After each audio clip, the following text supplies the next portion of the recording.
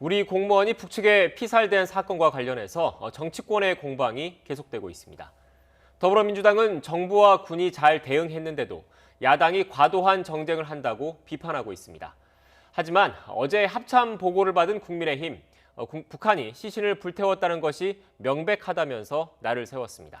국회 취재기자 연결해서 자세한 분위기 알아보겠습니다. 최민기 기자. 네, 국회입니다. 네, 민주당은 결의안 채택 불발이 야당 탓이라는 입장인데 국민의힘에 대한 비판을 이어가고 있죠. 네, 그렇습니다. 민주당은 야당이 국민의 안타까운 사망 사건을 이용해 과도한 정쟁으로 갈등과 분열을 부추기고 있다고 비판했습니다. 민주당 김태년 원내대표는 오늘 당 원내대책회의에서 이같이 밝히고 정부와 군이 구출을 못한 이유는 수십 킬로미터 떨어진 제약된 상황 때문이었다고 강조했습니다. 또 국지전을 위험을 각오하더라도 이 북해역에서 충돌했어야 한다는 건 상식적 주장이 아니라고도 말했습니다. 이와 함께 국민의힘은 대통령에 대해 아무 근거도 없이 무차별적 비난을 멈추라고도 지적했습니다.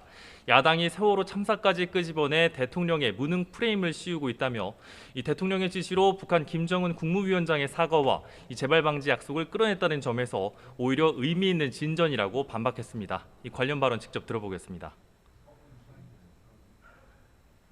야당은 나아가서 대통령의 일정을 분초까지 공개하라고 요구하고 있습니다. 청와대가 대통령의 일정을 시간대별로 밝혔음에도 분초까지 공개하라는 것은 정쟁을 위한 말장난일 뿐입니다.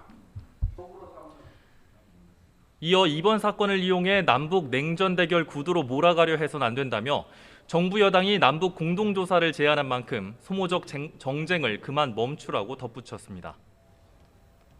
국민의힘은 계속해서 북한의 통지문을 믿을 수 없다고 주장하고 있죠.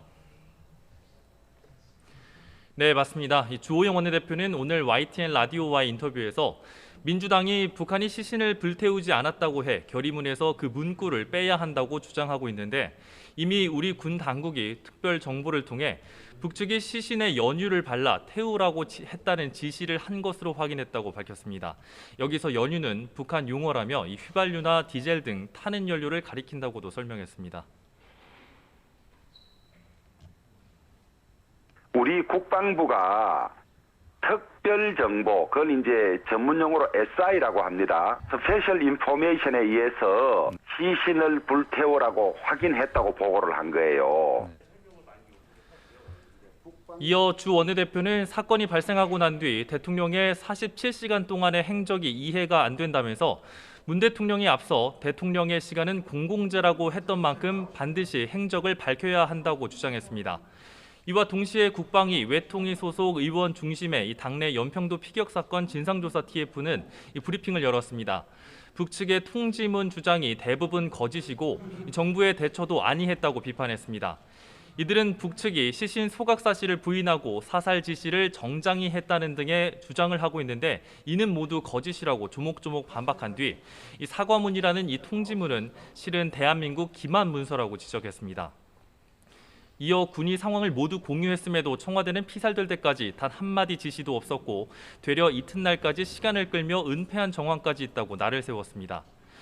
또 청와대 앞에서는 의원들이 돌아가며 진상조사를 요구하는 1인 시위를 이어가기도 했습니다. 이 다방면에서 파상 공세를 계속해서 벌이고 있는 모습입니다. 지금까지 국회에서 YTN 최민기입니다.